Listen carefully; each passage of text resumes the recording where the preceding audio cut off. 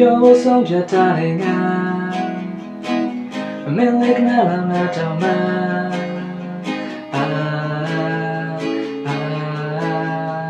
ငါရဲ့ချစ်တော်ဖွင့်ရရစေကွာအိမ်မတဲရီမြန်မလားမင်းရဲ့ပြောရရချိုတာ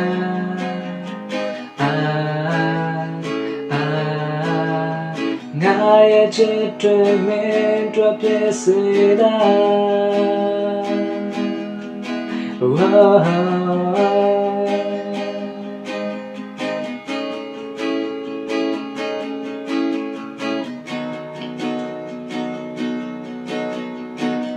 တော်ရစားပြုခဲ့တဲ့ဒီဇင်ဘာ17မင်းလည်းငါကိုချစ်တယ်သူရှိနေမယ်ဘာလို့လဲဒီဝင်တဲ့သူကောင်းကိုတို့ဝေးအချင်းငါလိုအချင်းငါ